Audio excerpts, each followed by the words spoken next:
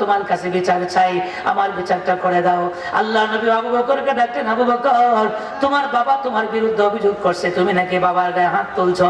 ও আবু বকর শোনো, বাবার গায়ে কোনো সন্তান হয়ে যদি হাত তুলে আমি আল্লাহর নবী বরদাস্ত করতে পারি না। জোরে কোন ঠিক কিনা? কারণ আমি দুনিয়াতে এসেই আমি আমার বাবার চেহারাটা আমি দেখতে পারি নাই। দুনিয়াতে আসলাম, আসার আগেই তো আমার বাবা দুনিয়া থেকে চলে গেছেন, কথা ঠিক কিনা? বয়স যখন 6 বছর হয় আমার মা দুনিয়া থেকে চলে যায়, আমি তো একদম এতিম ছিলাম।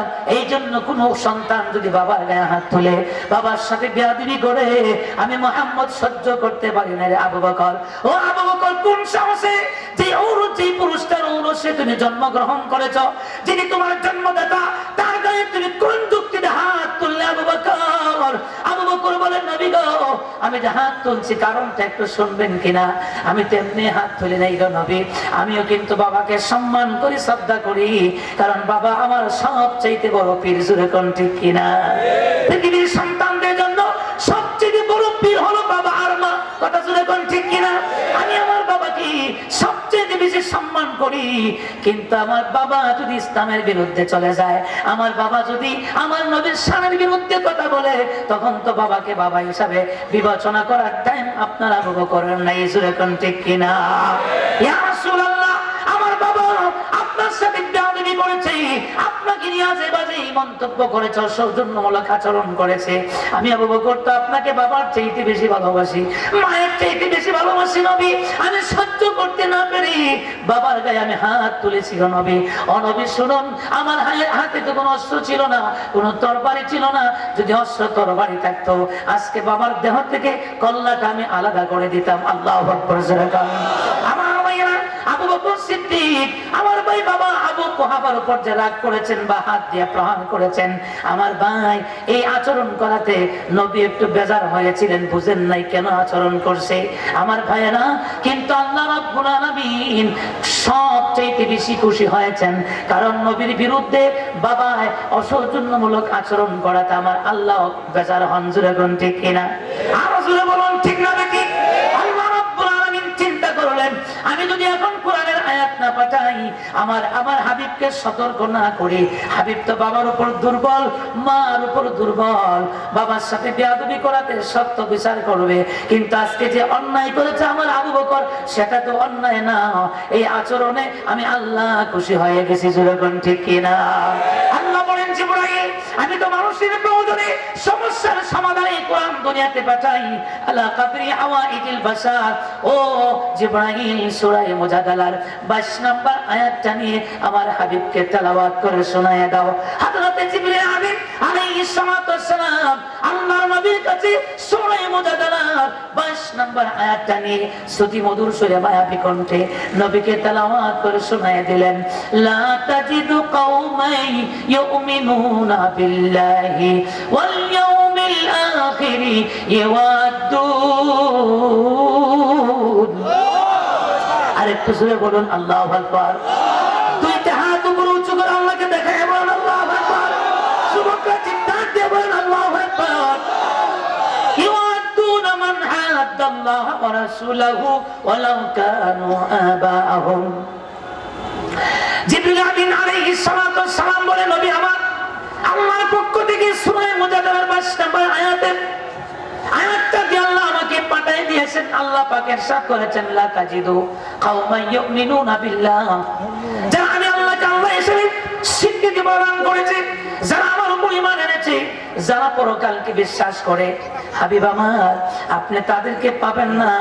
ইউয়াদ্দুন, জালালউদ্দিন মহল্লি ইউয়াদ্দুন শব্দের তাফসিরে বলেন, ইউয়াদ্দুন মানে ইসাদিকুন, আপনি তাদেরকে পাবেন না যে তারা বন্ধুত্ব স্থাপন করেছে ওই সমস্ত লোকদের সাথে, মান হাদাল্লাহ ওয়া রাসূলুহু, যারা আল্লাহ এবং রাসূলের সাথে দুশমনি করে। জোরে কোন ঠিক কিনা ভাই?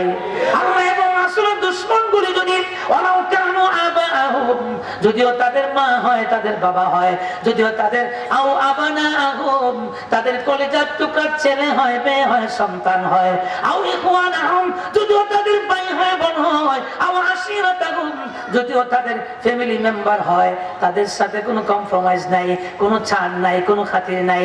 যদি মা বাবা ইসলামের বিরুদ্ধে চলে যায়, সন্তান যদি নবীর বিরুদ্ধে চলে যায়, ভাই যদি নবীর বিরুদ্ধে চলে যায়, ফ্যামিলির সদস্যরা নবীর বিরুদ্ধে চলে গেলে তাদেরকে বন্ধু হিসাবে বিবেচনা করার টাইম নাই। জোরে কোন ঠিক কিনা? তাদের সাথে ভালো আচরণ করার টাইম নেই। কথা বলেন ঠিক নিয়া? ইয়া রাসূলুল্লাহ, আল্লাহ পাক বলেন, হাবিব আমার, আমার আবু বকর যে বাবার গায়ে হাত তুলেছে, বাবার সাথে বেয়াদবি করেছে, শুধু আপনি নবীর সম্মানে। জোরে কোন ঠিক কিনা? কারণ আমার আবু বকর বাবার চাইতে আপনাকে বেশি ভালোবাসে, মার চাইতে বেশি ভালোবাসে, কোনো সন্দেহ নাই। আজকের এই আচরণ বাবার সাথে বেয়াদবিটা বেয়াদবি নয়, এই বেয়াদবি না, এই আচরণের মাধ্যমে আমি আল্লাহ খুশি হয়ে গেছি, আপনি হাবিবও খুশি থাকুন। সুবহানাল্লাহ। আরো সূরা বলুন না সুবহানাল্লাহ। আমার ভাইয়েরা বন্ধুরা, এই মুসলিম অধ্যুষিত বাংলাদেশে 92% মুসলমানের বাংলাদেশে আমরা যারা মুসলমান আছি, আমাদের বাবার চাইতে, মার চাইতে, কলেজার টুকরা সন্তানের চাইতে আমরা আমাদের প্রিয় নবীকে সবচাইতে বেশি ভালোবাসি। এটা আজ থেকে নারাজুরে কান। এই ভালোবাসার কারণে নবীর সাহাবীরা নবী এবং রাসূলের পরে সর্বশ্রেষ্ঠ মুসলমান তারা হয়েছেন। এই ভালোবাসার কারণে আমার ভাইয়েরা, আল্লাহর নবী ইন্তেকালের মাত্র কিছুদিন আগে আমার ভাই আল্লাহর নবীর আপন চাচাতো ভাই, যার নাম হচ্ছে ফজল, হযরত আব্বাস রাদিয়াল্লাহু তাআলা আনহুর ছেলে ফজলকে বলেন, ফজল রে, ও ফজল, জানি না আর কতদিন দুনিয়াতে বাঁচবো রে ফজল, আমার কেন যেন মন চায় মৃত্যুর আগে আমার সাহাবীদের সাথে আমি শেষবারের মতো একটু কথা বলতে চাই। তুমি আমার পক্ষ থেকে মদিনার সাহাবীদেরকে সবাইকে এলান করে দাও, অ্যানাউন্স করে দাও, তাদের মসজিদে নববীতে চলে আসে। ফজল ইবনে আব্বাস আমার ভাই, ঘটনাটা মুসলিম শরীফের মধ্যে আংশিক উল্লেখ আছে। আমার ভাইয়ারা বন্ধুরা, ফজল ইবনে আব্বাস রাদিয়াল্লাহু তাআলা আনহু আমার ভাই এলান করে দিলেন, নবীর সাহাবীরা, নবী তোমাদেরকে মসজিদে নববীতে স্মরণ করেছেন। এলান শুনে নবীর সাহাবীরা মুহূর্তের ভিতরে মসজিদে নববী কানায় কানায় ভরে গেছে। আমার ভাইয়ারা, মসজিদটা একদম ফুলফিল হয়ে গেছে, কানায় কানায় ভরা। আল্লাহর নবী মিম্বরে বসে সাহাবীদেরকে লক্ষ্য করে বলেন, ও সাহাবীরা, আমি আল্লাহ পাকের হক এত ভয় পাই না। আল্লাহর হক নষ্ট হলে, নামাজ যদি এক ওয়াক্ত কাজা হয়ে যায়, ওয়াক্ত মতে পড়তে না পারলাম, কাজা আদায় করে তওবা করলে আল্লাহ মাফ করে দিবেন। জোরে কোন ঠিক কিনা? রোজা রাখতে পারলাম না সমস্যার কারণে, তওবা করলে আল্লাহর কাছে মাফ চাইলে আল্লাহ মাফ করে দিবে। আল্লাহ পাকের হক এই জন্য আমি বেশি ভয় পাই না, কিন্তু সবচেয়ে বেশি ভয় পাই বান্দার হক। আমি বেশি ভয় পাই, কারণ বান্দার হক এমন একটা হক, বান্দা যতক্ষণ পর্যন্ত মাফ না করে দিবে আমার আল্লাহ মাফ করে দেয় না। জোরে কোন ঠিক কিনা? এত আসতে কেন? জোরে কোন ঠিক কিনা?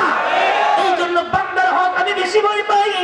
আমি তো ইচ্ছাকৃতভাবে তোমাদের কারো হক নষ্ট করি নাই, অনিচ্ছায় যদি কারো হক আমি কোনোদিন নষ্ট করে থাকি, আজকে তোমরা আমাকে বলে দাও, আমি তোমাদের সকলের হক আমি আদায় করে দিব। আমার নয়নপুরের ভাইয়েরা, ঘটনাটা অনেক লম্বা, সংক্ষেপে বলছি। আমার ভাইয়েরা, সাহাবীদের প্রেম ভালোবাসা নবীর প্রতি কেমন ছিল শুধু বোঝানোর জন্য বলছি। যখন নবী এইভাবে ঘোষণা করলেন, আল্লাহর নবীর একজন সাহাবী মসজিদের পিছনে একদম পিছনের সারিতে বসা, তিনি লাফ দিয়ে দাঁড়িয়ে বলেন, ইয়া রাসূলুল্লাহ, ইয়া হাবিবাল্লাহ, যেহেতু আজকে ওপেন ঘোষণা করেছেন গো নবী, বান্দার হক আপনি আদায় করে দিবেন, আজকে আমি আপনার কাছে একটা হকের দাবি করব। কারণ একদিন আপনি আমার একটা হক আপনি নষ্ট করেছিলেন। সেইভাবে কিভাবে নষ্ট করেছিলেন? ইয়া রাসূলুল্লাহ, আপনি একটা উটের উপর সওয়ার হয়ে কোথাও যেন যাচ্ছিলেন গো নবী, আপনার ডান হাতে একটা লাঠি ছিল, আমি কিন্তু উটের পাশেই দাঁড়িয়েছিলাম, আপনার ডান হাতের লাঠিটা অজান্তে হাত থেকে পড়ে যায়, ওই লাঠিটা মাটিতে পড়ার আগে আমার পিঠের মধ্যে পড়ে যায়। ওই দিন আমি মারাত্মকভাবে আহত হয়েছিলাম, আমি ব্যথা পেয়েছিলাম, কিন্তু সেই দিন তো আপনার কাছ থেকে প্রতিশোধ নিতে পারি নাই। আজকে যেহেতু আপনি এই হাজার হাজার সাহাবীদের সামনে ওপেন ঘোষণা করেছেন বান্দার হক আপনি আদায় করবেন, আমি আজকে সেই দিনের হকটা আপনার কাছ থেকে নিতে চাই, আমি সেই দিনের প্রতিশোধ গ্রহণ করতে চাই। একটু জোরে বলুন না নাউজুবিল্লাহ। এত আসতে বললেন কে? কেউ যদি বলে আমার আপনার নবীর কাছ থেকে হক প্রতিশোধ দিবে, নয়নপুরের মুসলমানরা কি ভালো লাগবে? এত আজ থেকে আরো জোরে বলুন না নাউজুবিল্লাহ। আপনাদের ভিতরে একটা প্রশ্ন উদয় হয়ে গেছে, উনি যদি নবীর সাহাবী হয় তাহলে কোন যুক্তিতে উনি নবীর থেকে প্রতিশোধ নিয়ে? বুঝে তো আসতেছে না। আসলে বুঝে আসবে একটু পরে, একটু ধৈর্য সহকারে বসুন। আমাদের কাছে যেমন ভাবে কথাটা খারাপ লাগছে, আবু বকর সিদ্দিক সেই মজলিসে বসা, ওমরের মতো ভাগ বসা, আলীর মতো ভাগ বসা বিষয়টা ভালো লাগে নাই, কথা জোরে কর ঠিক না? আবু বকর সিদ্দিক মনে মনে ভাবতেছে কি রে, আমি আবু বকর এখনো জিন্দা, ওমর ভাবতেছে আমি ওমর তো এখনো মরি নাই, আমার নবীর কাছ থেকে প্রতিশোধ নিয়ে তো বড় সাহস, কিন্তু কোনো সাওয়ার নাই, কোনো শব্দ নাই। নবী ওই সাহাবীর সাথে সরাসরি কথা বলছেন, কথা চিল্লায় বলেন ঠিক কিনা ভাই? সাহাবীরা শুধু শেষটা অপেক্ষা আছেন, দেখি ঘটনার শেষ দিকে কোন পর্যায়ে যায়, সকলেই আমার ভাই অপেক্ষা আছেন, কিন্তু মনের মধ্যে খুব কষ্ট, সবাই আগে গুসায় বসে আছেন, দেখি শেষ পর্যন্ত ঘটনা কোন দিকে যায়। আল্লাহ নবী সাহাবীকে ডাকলেন, আসো, সেই দিন যদি তোমাকে আমি কষ্ট দিয়ে থাকি, আমি আমার থেকে তুমি প্রতিশোধ নিয়ে নাও। সাহাবী পিছন থেকে হাঁটি হাঁটি পা পা করে মিম্বরের দিকে অগ্রসর হলেন। আমার ভাই একদিকে কলিজাটা থরথর করে কাঁপতেছে, কখন যেন উমর লাফ দিয়ে ওঠে দেহ থেকে মাথাটা সরাইয়ে ফেলে, কখন যেন আবু বকর আলী লাফ দিয়ে উঠে আমার দেহ থেকে মাথাটা সরাইয়ে ফেলে। একদিকে মরণের ভয়, অপর দিকে বিশ্ব নবী আমার সামনে, আশা করি কিছু হবে না, একটা আশাও আছে, যেরকম ঠিক কিনা? সাহাবী আল্লাহ নবীর কাছে যখন চলে আসে, নবী বলেন, সেই দিন যদি তোমাকে আমি কষ্ট দিয়ে থাকি, নাও আজকে পিঠটা আমি ঘুরাই দিলাম, তুমি সেই দিনের প্রতিশোধ আমাকে অনুরূপ ভাবে আঘাত করে নিতে পারো। আল্লাহু আকবার। আমার ভাইরা, সাহাবী বলেন, ইয়া রাসূলুল্লাহ, আপনি যদি পিঠটা ঘুরাই দেন, আপনার পিঠে যদি আমি হাত দিয়ে আঘাত করি গো নবী, সেটা তো আদল হবে না। কারণ সূরাতুন নাহলের 90 নম্বর আয়াতে আল্লাহ পাক ইরশাদ করেছেন, ইন্নাল্লাহা ইয়া'মুরু বিল আদলি ওয়াল ইহসানি ওয়া ইতা'i যিল কুরবা ওয়া ইয়ানহা আনিল ফাহশাই ওয়াল মুনকারি ওয়াল বাগই ইয়া'iদুকুম লা'আল্লাকুম তাযাক্কারুন। আল্লাহ পাক রব্বুল আলামিন সূরাতুন নাহলের 90 নম্বর আয়াতে ইতিবাচক তিনটা নির্দেশ করেছেন। প্রথম নির্দেশ হলো ইয়া'মুরু বিল আদল। হযরত ইবনুল আরাবী বলেন, আদল শব্দের প্রাথমিক অর্থ হলো সমান সমান করা। নবী গো, আমি যখন আপনার পিঠে আঘাত করে প্রতিশোধ নেই গো নবী, সেটা তো আদল হবে না, সমান সমান হবে না, কারণ আপনি তো আমাকে লাঠি দিয়ে আঘাত করেছেন, লাঠি লাগবে। নাউজুবিল্লাহ।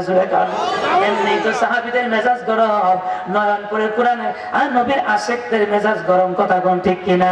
আবার যদি বলে লাঠি লাগবে, মেজাজ কি আরো ঠান্ডা হইতেছে না গরম হইতেছে? যেরকম আমার ভাইয়া সাহাবীরা তো খুব মেজাজ খারাপ, কি বলে এতক্ষণ বললো, হয়তো আমরা ভাবছি হাত দিয়ে প্রতিশোধ নেবে, এবার লাঠির কথা বলে। নবী বলেন, হ্যাঁ অসুবিধা নাই, তোমাকে যেহেতু আমি লাঠি দিয়ে আঘাত করেছি, তাহলে তুমি সেইভাবে আঘাত করো, সমান তো হতে হবে। এমনি নবী বলেন, আমি ওই লাঠিটা আমার ফাতেমার কাছে সংরক্ষিত আছে, আলীরে যাও তুমি নিয়ে আসো। আলী তেমনি সেটটা ফায়ার কোন সময় ধরে গেলায়, যেরকম ঠিক কিনা? আবার সে আলীকে নির্দেশ করা হলো লাঠিটা আনার জন্য। আমার ভাইয়েরা, হযরত আলী দুঃখ ভরা মন নিয়ে পরাক্রম করে নিয়ে এক কদম সামনে বাড়লে দুই কদম পিছায় যায়, অনেক কষ্ট নিয়ে দুঃখ নিয়ে চলে গেলেন ফাতেমার কাছে। যায়া বলেন, ফাতেমা, আল্লাহ নবীর সেই মুবারক লাঠিটা লাগবে। ফাতেমা বলেন, কেন?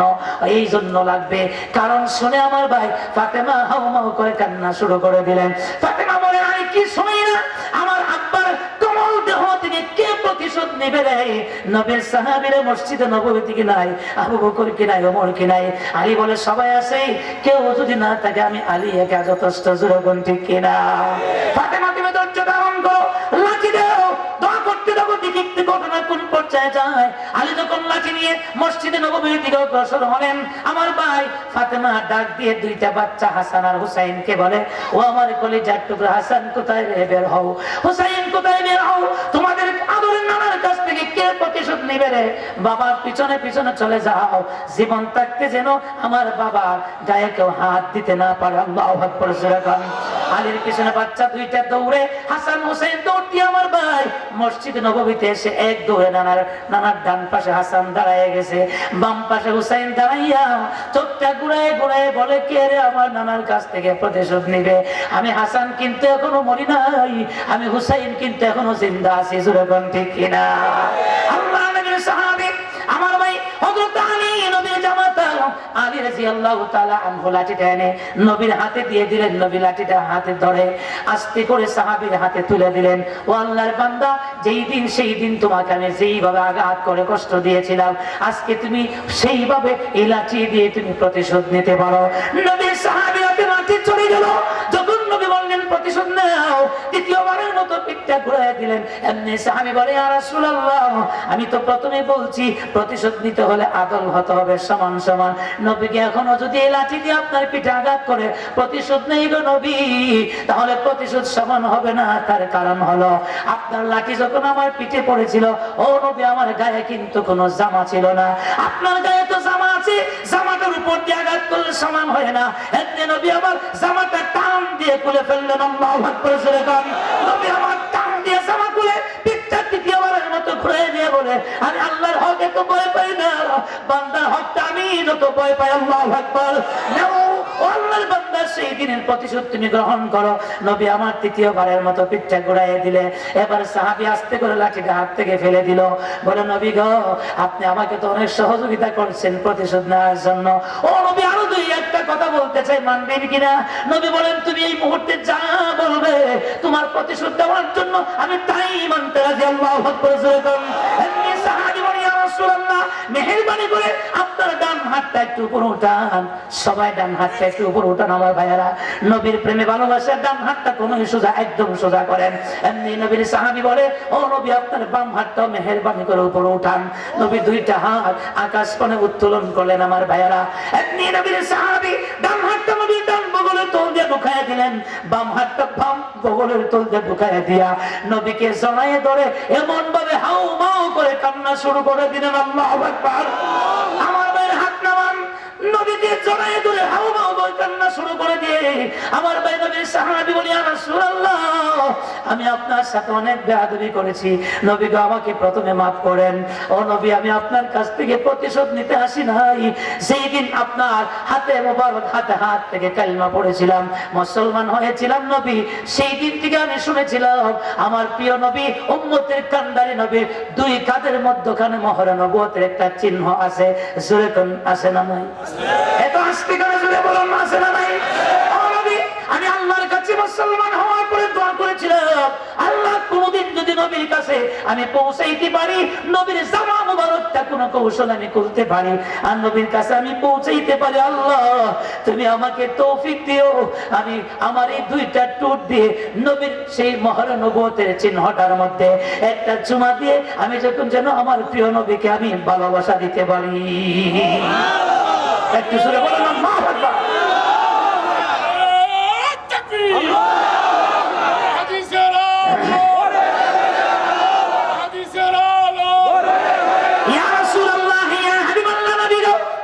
আমি আপনার কাছ থেকে প্রতিশোধ নিতে আসি নাই গো নবী।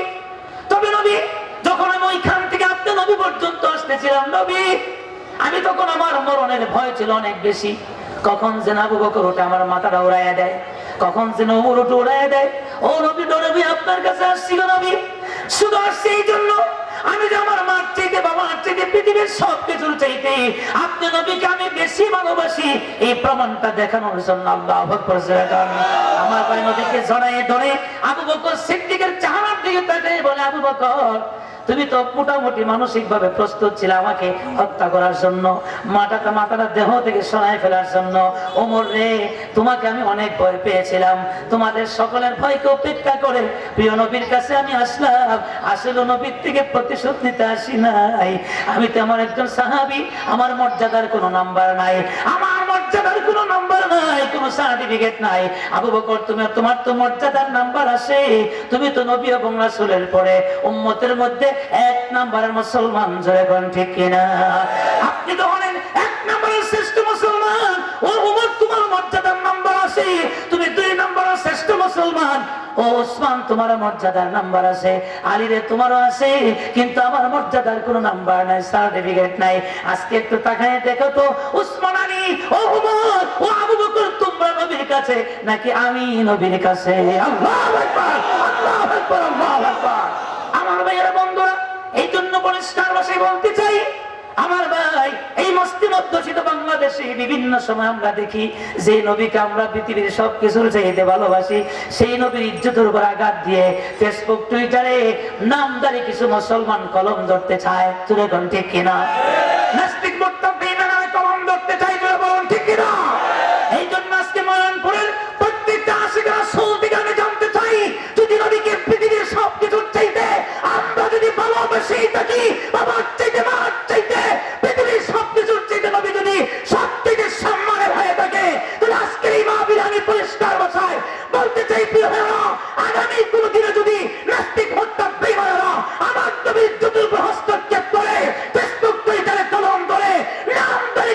মুসলমানরা যদি কলম ধরে এদের কলমকে ভেঙে গুড়িয়ে দেওয়ার জন্য, আমার নবীর যদি হেফাজতের জন্য যদি রক্ত দিতে হয়, জীবন দিতে হয়, তারা তাড়াতাড়ি দুহাত উঁচু করে আল্লাহ যাবে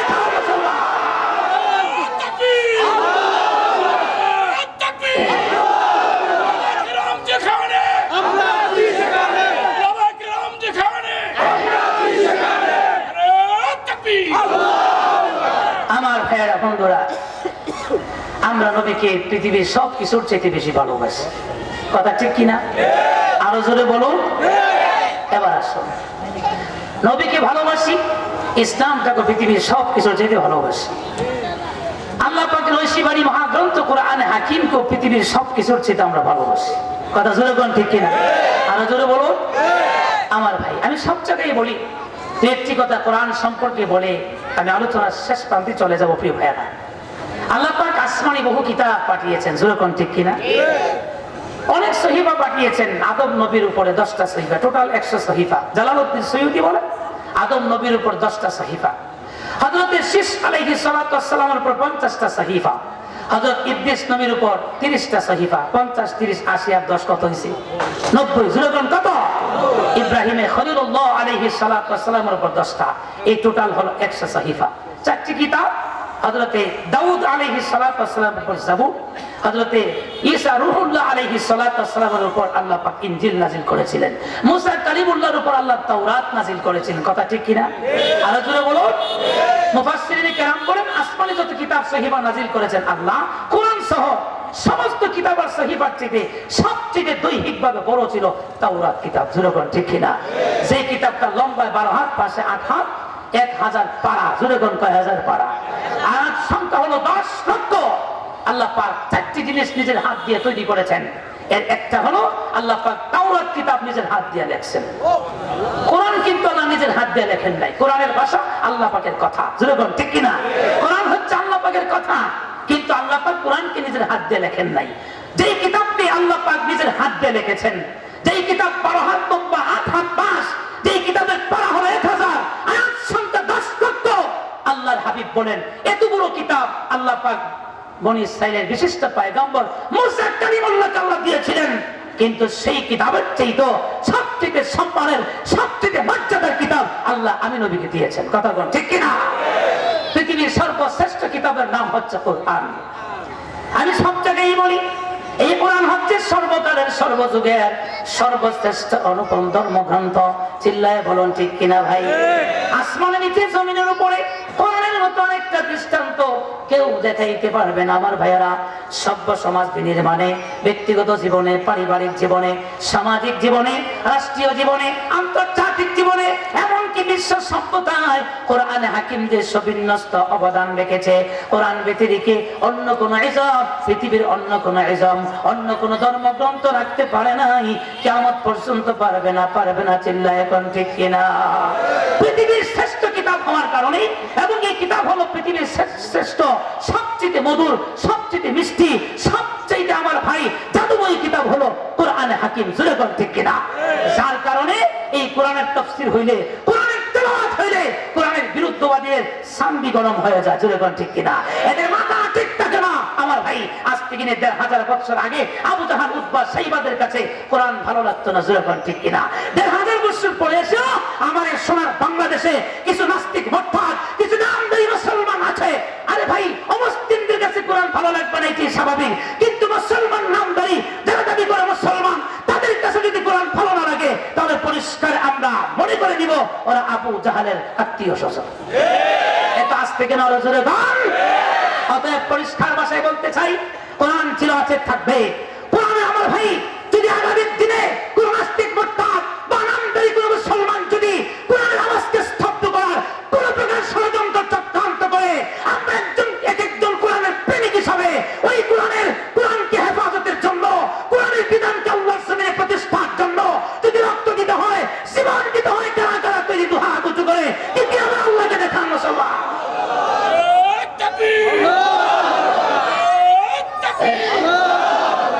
আমার ভাইয়েরা, এই কোরআনটাই আপনাদের এই মারকাজুল উলুম কওমি মাদ্রাসায় পড়ানো হয় নাকি না? আপনাদের সন্দেহ আছে নাকি? এখানে কোরআনের শিক্ষাই দেওয়া হয়। কথা বলুন ঠিক কিনা? আমার ভাইরা, কোরআনকে ভালোবাসবেন, কোরআনের দাওয়াত বাহক আলেমদেরকে ভালোবাসবেন, বাসবেন না ইনশাআল্লাহ? আমি ছোট্ট করে একটি কথা বলে আমার মূল টার্গেটে চলে যাচ্ছি। প্রিয় ভাইয়েরা, আমি সব জায়গায় বলি, পৃথিবীর সবচেয়ে বড় আলেম বর্তমান সময়ে, পৃথিবীর সবচেয়ে বড় আলেমদের মধ্যে একজন বাইতুল মুকাররমের খতিব মুফতি আব্দুল মালিক সাহেব। কিন্তু ওনার চেয়েও অনেক বড় বর্তমান পৃথিবীর একদম 1 নাম্বার সারির প্রথম সদস্য যিনি, তিনি হচ্ছেন আল্লামা তকি উসমানী। জোরে বলেন ঠিক কিনা? ভারতের জাস্টিস, আমার ভাইরা, এই পাকিস্তানের জাস্টিস আল্লামা তকি উসমানী, তিনি বলেন, ও নবীর উম্মতের, আমি একবার সরকারি সফরে ইরাকে গেছি। জোরে বলেন কোথায়? ইরাক হচ্ছে তখনকার সময় পৃথিবীর মধ্যে প্রথম সভ্য দেশ ছিল ইরাক। জোরে বলেন ঠিক কিনা? ওই সময় সভ্য দেশ বলতে আর কোনো দেশ ছিল না, একটাই ছিল ইরাক। ওনার ভিতরে কৌতূহল যে একটা সভ্য দেশে আসছি, এই দেশের মুসলমানদের একটু জিজ্ঞাসা করি, দেখি তোমাদের দেশে তোমরা ইসলাম কত ভালোবাসো। তা আমি বললাম, অনেকদিন আমার সফর চলতেছিল, দেখি যে এত বড় একটা দেশে আসলাম, এত সুন্দর একটা দেশে আসলাম, যে এই দেশটা হলো পৃথিবীর প্রথম সভ্য দেশ। কিন্তু দুঃখের বিষয় হলো, আমি দীর্ঘদিন সফর চলতেছে, একদিন একটা মাদ্রাসা দেখি নাই, আলেম ওলামাদের সাথে আমার দেখা হয় নাই। তখন আমি সেই ইরাকের মুসলমানদেরকে জিজ্ঞাসা করলাম, তোমাদের দেশে কি আলেম ওলামা নাই? মাদ্রাসাটা দেশে নাই? ওরা আশ্চর্য হয়ে গেছে, মাদ্রাসাতে কি জিনিস তারা বুঝেই না। নাউজুবিল্লাহ। অথচ পৃথিবীর প্রথম সভ্য দেশ ইরাক, সেই দেশের মুসলমানরা মাদ্রাসাই বুঝে না।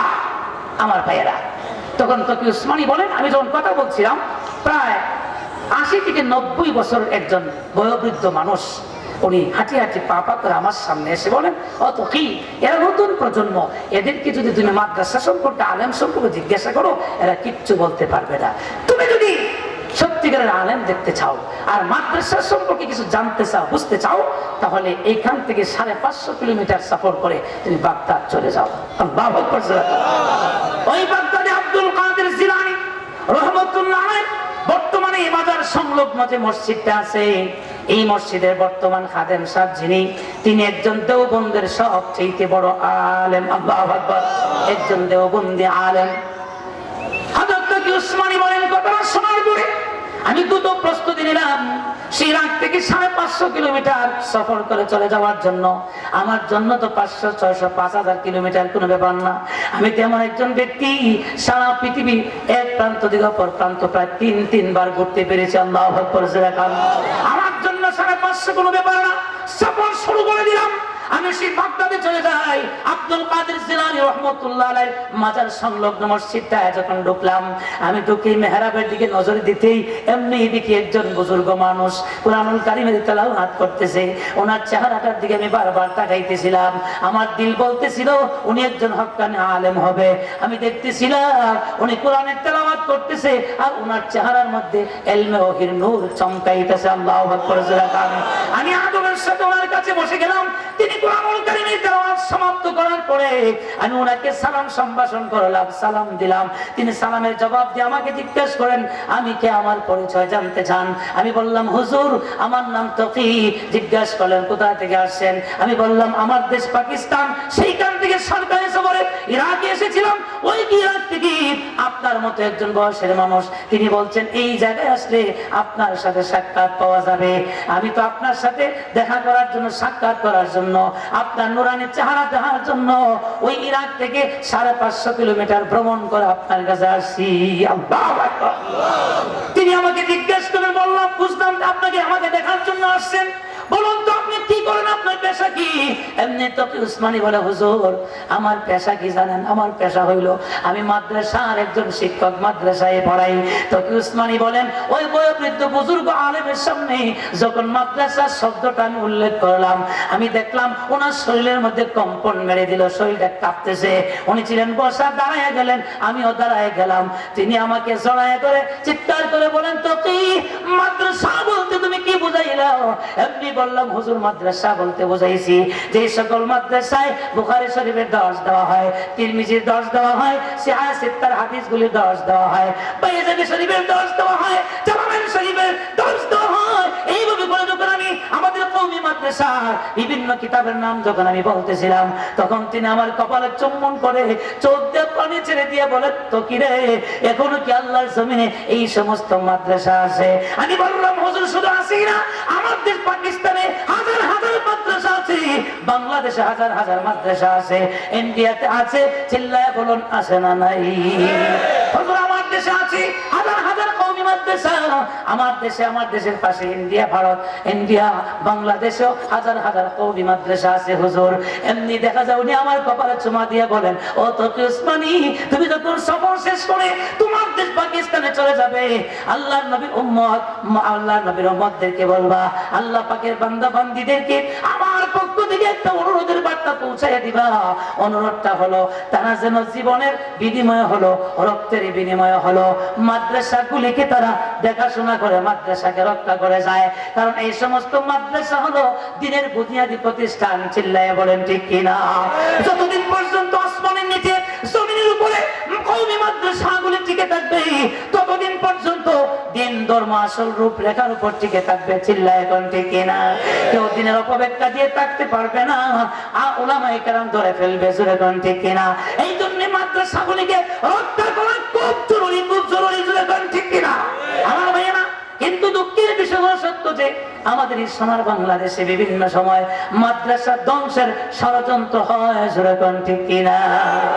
বিগত আমরা দেখছি 16 বছর ধরে বাবারে 17 বছরে কিছু কিছু ভদ্রলোক মাদ্রাসাকে কলুষিত কলঙ্কিত করার জন্য বিভিন্ন বক্তব্য তারা মিডিয়ার সামনে দিয়েছে। কথা শুনে বলুন ঠিক কিনা? এক বাটপাড়ার বদমাশ বলেছে মাদ্রাসাগুলি নাকি জঙ্গি প্রজনন কেন্দ্র, মাদ্রাসাগুলি কওমি মাদ্রাসা নাকি ব্যাঙের শাখার মতো। এরকম কথা আপনারা শুনছেন কি শুনেন নাই? আমার ভাইরা মনে রাখতে হবে, মাদ্রাসায় যারা আঙ্গুল তুলবে, কোরআনের উপর যারা আঙ্গুল তুলবে, ইসলামের উপর যারা আঙ্গুল তুলবে, ওই সমস্ত জালেমদের পরিণতি ভালো হয় না। জোরে বলেন ঠিক কিনা?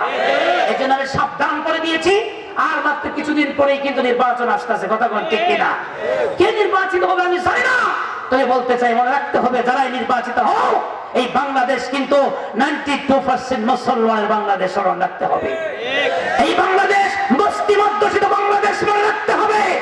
এই বাংলাদেশের সংখ্যাগরিষ্ঠ মুসলমান, এইটা কিন্তু ব্রেইনে রাখতে হবে। জোরে বলুন ঠিক কিনা? অতীতে কোরআনের উপর হাত দিয়ে, ইসলামের উপর হাত দিয়ে কেউ টিকে থাকতে পারে নাই। তোমরাও যদি ক্ষমতা আছে ইসলামের উপর হাত তুলো, মাদ্রাসায় হাত তুলো, তোমরাও টিকে থাকতে পারবে না। জোরে বলুন ঠিক কিনা? তবে আমরা চাই যারাই ক্ষমতায় যাবে সবাই মিলে যেন ইসলামটা সংসদে ঢুকাইতে পারে। জোরে বলেন ঠিক কিনা? যারা আগামের সংসদ ইসলামের সংসদ হয়, আগামের সংসদ যেন কোরআনের সংসদ হয়। রাজি আছি না ইনশাআল্লাহ? হাত তোলেন তো দেখি, সবাই হাত তুলি ইনশাআল্লাহ। যে কোনো পার্টির লোক, আমরা তো মুসলমান। জোরে বলেন ঠিক কিনা? আমরা তো সবাই মিলে ইসলামটাকে সংসদে নিতে চাই। জোরে বলেন ঠিক কিনা?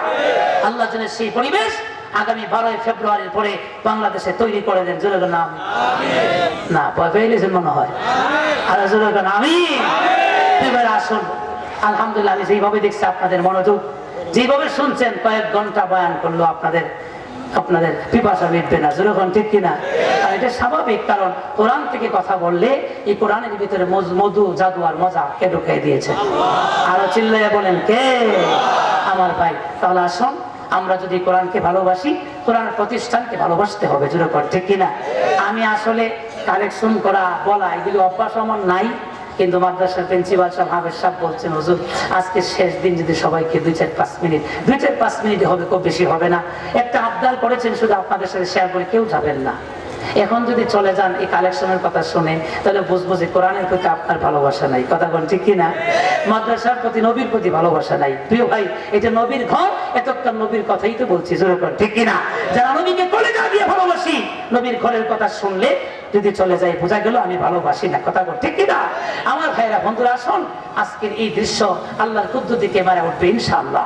কে নবীকে ভালোবাসে, কে নবীকে ভালোবাসার প্রমাণ হয়ে যাবে ইনশাআল্লাহ একটু পরে। প্রিয় ভাইরা, কারণ নবীর ঘর হচ্ছে মাদ্রাসা, আর আল্লাহর ঘর হচ্ছে মসজিদ। যেরকম ঠিক কিনা? সে নবীর ঘরের কথাই আপনাদেরকে বলছি। প্রিয় ভাইরা, একটা আবদার করা হচ্ছে মাদ্রাসার প্রিন্সিপাল সাহেবের কাছ থেকে যে 30 বস্তা চাউল লাগবে। কয় বস্তা চাউল? এখানে যে মানুষ অনেক জায়গায় বলে হুজুর 100 বস্তা চাউল লাগবে। ওনারা তো ছোট্ট করে বলছেন, চিন্তা করছেন, আপনাদের প্রতি মায়া আছে।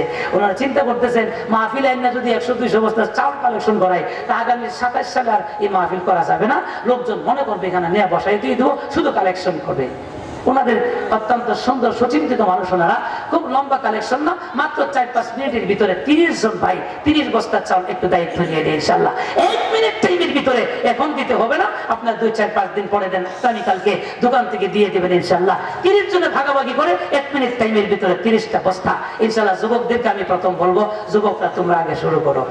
যুবকরা সবকিছুই করতে পারে, যখন ঠিক কিনা আরো যখন ঠিক না বেঠি, যেটা আমরা কোনোদিন কল্পনা করতে পারি না, ওরে বাবা রে বাবা, সেইটা যুবকরা বাংলাদেশে ঘটাইছে। কথা শুনে বলেন ঠিক কিনা? ইনশাআল্লাহ আমি তো মনে করি এই বাংলাদেশের যুবকদের মাধ্যমে আগামী 12 তারিখের নির্বাচনের পরে এই যুবকদের মাধ্যমে এই বাংলাদেশে ইসলামী বিপ্লব ঘটতেই পারে। যুবক ঠিক কিনা? আল্লাহ যেন যুবকদেরকে কবুল করে। যুবকরা 30 জনে 30টা বস্তা দিয়ে নাও ইনশাআল্লাহ। আর আমি 2 বস্তা হয়ে গেছে, বলুন দেখি ইনশাআল্লাহ। একটু মাঠে লোক পাঠাই হয়ে যাবে, 1 মিনিটে হয়ে যাবে। 30 জনে 30টা বস্তা। হুজুররা চিন্তা করছেন তো বেশি করে বলার দরকার নাই, হুজুর 4-5 মিনিট সময় আমাদের 30টা বস্তা চাল দরকার ইনশাআল্লাহ। একটু হিম্মত করে যারা হাত তুলবেন, দেওয়ার নিয়তে তুলবেন, ইনশাআল্লাহ দিয়ে দিবেন। অনেক সময় দেখা যায় আমরা বাকি কালেকশন করলে যার আদায় হয় না, 50% আদায় হয়, 50% খবর থাকে না, এমন যেন না হয়। নবীর প্রেমে ইনশাআল্লাহ 1টা বস্তা চাল দিবেন। আমি একটা হাদিস আপনাদের সম্মুখে পাঠ করেছি, এটা তর্জমাও করতে পারি না প্রিয় ভাইরা। কিয়ামতের মাঠে আনাস বলেন, নবী গো, আপনি তো একদিন মারা যাবেন, আমিও যাব, কিন্তু এই মুহূর্তে আমার একটা চিন্তা আসছে নবী, আমি 10টা বছর আপনার খেদমত করলাম, আপনি আমার ভালোবাসেন, আমিও ভালোবাসি, দুনিয়াতে ভালোবাসা পাইলাম, কিয়ামতের মাঠে পাবো কিনা ভালোবাসা? প্রিয় নবী বললেন, কি ভালোবাসা চাস কো? নবী, আমি কিয়ামতের মাঠে আপনার কাছ থেকে সুপারিশ চাই, সুপারিশ। আল্লাহু আকবার, আল্লাহু আকবার। সাআলতু রাসূলুল্লাহি সাল্লাল্লাহু আলাইহি ওয়াসাল্লাম আইয়াসফা ইয়াউমাল কিয়ামা। নবীর প্রেমে দিতে হবে 1 বস্তা। দেন আর আমি একটু কথা শোনাই দিই আপনাদেরকে। নবী গো, কিয়ামতের মাঠে আপনি কি আমার জন্য সুপারিশ করবেন? প্রিয় নবী বললেন, ফাকালা ইন্নী ফাইলুন। আল্লাহু আকবার জোরে বলেন। আনাস, 10টা বছর তুমি আমার খেদমত করলা, আমি তোমার জন্য কিছু করব না, যাও, আমি কথা দিলাম, আমি কিয়ামতের মাঠে আল্লাহর আদালতে তোমার জন্য সুপারিশ করব। সুবহানাল্লাহ। সুবহানাল্লাহ তো আজ থেকে আরো জোরে বলতেন না, আরো জোরে বলে সুবহানাল্লাহ। অনেকে আসতে কইরা কয়, ও জোরে বলে যদি 2 বস্তা চাল দমন লাগে, একটু জোরে বলে সুবহানাল্লাহ। আর যদি নবীর শাফাআত পেতে চায়, নয়নপুরের যুবকদেরকে জিজ্ঞাসা করে, যুব সমাজকে, তোমরাও কি নবীর সুপারিশ চাও না? চাই তো আমরা সবাই, সবাই চাইবে ইনশাআল্লাহ। হাত তুলে দেখান, আল্লাহরে দেখান যে আমরা নবীর জন্য পাগল হয়ে গেছি।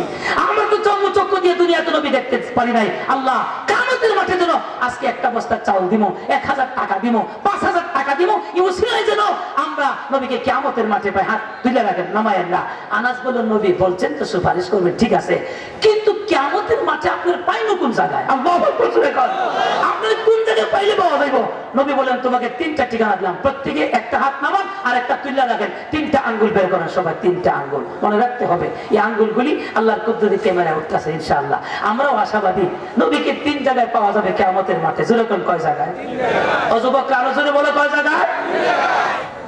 عن انس بن مالك رضي الله تعالى عنه انه قال سألت رسول الله صلى الله عليه وسلم ان يشفع لي يوم القيامة। নবী গো, আপনি কি আমার জন্য সুপারিশ করবেন? নবী বলেন, হ্যাঁ অবশ্যই করব। আনাস খুব চালাক, কোন জিজ্ঞাসা করে, নবী আমি তো দুনিয়াতে মসজিদে নববীতে গেলে আপনাকে পাই, আম্মা জান আয়েশা সিদ্দিকার ঘরে গেলে আপনাকে পাওয়া যায়, সাহাবীদের মজলিসে পাওয়া যায়, জান্নাতুল বাকিতে পাওয়া যায়। যখন ঠিক কিনা? ও নবী, কোটি কোটি মানুষের মধ্যে আমি আনাস আপনাকে কোন জায়গায় পাবো? নবী 1 নাম্বার ঠিকানা দিলেন, আনাস রে, উতলুবনি আউয়ালা মা তাতলুবুনি আলা সিরাত। আল্লাহু আকবার। আনাস, তোমার 1 নাম্বার ঠিকানা দিলাম, ফুলসিরাতের গোড়ায় আমাকে তালাশ করবা। আনাস বলেন, নবী কেন আপনি কি করবেন? আপনার কামটা কি? আমার কাম হইল আমার উম্মতের জন্য। আল্লাহু আকবার বলেন, আমার একটা উম্মত যেন ফুলসিরাত পার হইতে যাইয়া জাহান্নামে নিক্ষিপ্ত না হয়। আমি রাসূল আমার উম্মতকে জাহান্নাম থেকে মুক্ত করার জন্য সেখানে পাহারাদারি করব। আল্লাহু আকবার। আনাস বলে, ফাইনাল আলকাকা আলা সিরাত ইয়া রাসূলুল্লাহ, যদি ফুলসিরাতের গোড়ায় আপনারা না পায়, দ্বিতীয় ঠিকানা বা 2 নম্বর ঠিকানা আছে, ফাতুলুবনি ইনদাল মিজান, মিজানের পাল্লার গোড়ায় আমাকে তালাশ করবা। সেখানেও যেন আমার একটা গুনাহগার উম্মত বদির পাল্লা ভারী হয়ে জাহান্নামের ফয়সালা না হয়, আমি নবী পাহারাদারি করব। আল্লাহু আকবার।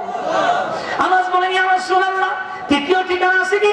রাসূল বলেন, 3 নাম্বার ঠিকানা আছে, তুমি যদি আমাকে মিজানের পাল্লার গোড়ায় না পাও, তাহলে তুমি আমাকে হাউজে কাউসারের গোড়ায় তালাশ করবে। আল্লাহু আকবার। ও ভাই, প্রিয় নবীর মুবারক হাতে হাউজে কাউসার পান করতে মন চাই কি চায় না? যদি চায় তাহলে আমি 30টা বস্তা চাইছি, 4-5 বস্তা হয়ে গেছে, বলুন দিকে ইনশাল্লাহ। এই যে আরেক ভাই 1 বস্তা, 2 বস্তা বলেন না, 2 বস্তা 5 বস্তা বলেন দিকে ইনশাল্লাহ। 30 বস্তার চাউল, এটা 30 জনে দেওয়া কোনো ব্যাপার না ইনশাল্লাহ। হযরত আনাস যেভাবে চান নবীর শাফাআত, আমরাও তো চাই, কথা বলুন ঠিক না? বলুন দিকে আর কি আছেন? এই যে ভাই নাম লেখেন, এভাবে বসে থাকলে হবে না, পরে পাবেন না কিছু, নাম লেখেন দিকে ইনশাল্লাহ। আরেক ভাই 30 বস্তা, এই যে 1 বস্তা দিবেন, বলুন দিকে আর কি আছেন? যুবকরা, যুবকরা হাত তোলো ইনশাল্লাহ। আজকে লেখায় যাও, ভাই খুশি হয়ে যাবে, মা খুশি হয়ে যাবে, বাবা খুশি হবে, বলো দিকে ইনশাল্লাহ। যুবকরা আর কি আছো দিকে ইনশাল্লাহ? 1 বস্তার চাউল ইনশাল্লাহ। আর কি আছে দিকে ইনশাল্লাহ? হয়ে গেছে 6-7 বস্তা হয়ে গেছে ইনশাল্লাহ। 30 বস্তার চাউল, খুব বেশি না। তখন সব আমার দিকে তাকান, আমার দিকে তাকান, এগুলোতে দেখবেন আজকের এই মাহফিলের তো আসল নতিজা হলো, ফলাফল হচ্ছে এই সমস্ত ছেলেরা, কথা যদি বলেন ঠিক কিনা? আপনারা যদি 1 বস্তা চাউল দেন, এই যে হাফেজে কোরআন গুলি আসতেছে, এই যে মাওলানা সাহেবরা আসতেছে, ইনশাআল্লাহ 1 বস্তা চাউলের উছিলা এই সমস্ত আলেমদের শাফাআত কিয়ামতের মাঠে আপনারা পাবেন, কথা বলেন ঠিক কিনা? আর কি আছেন বলুন ইনশাআল্লাহ? দেখি হুজুর আমার ইমানের কন্ডিশন ভালো না, আমলের কন্ডিশন ভালো না হুজুর, আমি যদি 1টা বস্তা চাউল নবীর ঘরে দিয়ে আমি যদি কিয়ামতের মাঠে নবীর শাফাআত পেতে পারি হুজুর, আমার তো কপাল খুলে যাবে। বলেন দিকে আর কি আছেন? 1 বস্তা চাউল, বলুন দিকে ইনশাআল্লাহ। একজন আরেকজনের পিঠে ধরে ইনশাআল্লাহ, আমি শেষ করে দিচ্ছি প্রিয় ভাইরা, বলুন দিকে একজনের পিঠে আরেকজনের ধরুন ইনশাআল্লাহ। 30 বস্তা চাউল, এটা কোনো ব্যাপার না দেওয়া ইনশাআল্লাহ। সবাই বলুন হয়ে গেছে, 8-10 বস্তা হয়ে গেছে ইনশাআল্লাহ। বলুন আর কে দিবেন? আর 1 বস্তা চাউল, 2 বস্তা চাউল, বলুন ইনশাআল্লাহ। মা বাবার ইসহারের সওয়াবের জন্য, কলিজাটা সন্তানদের সুস্থ পাওয়ার জন্য, বলুন দিকে ইনশাআল্লাহ। একটু হিম্মত করে কে আছেন? বলুন দিকে ইনশাআল্লাহ। 1 বস্তা যারা দিবেন নিয়ত করতে থাকেন, নগদ ইনশাআল্লাহ 1000 করে টাকা, 1000 2000 টাকা দিবেন একটু নগদ ইনশাআল্লাহ, নবীর শাফাআত পাওয়ার জন্য।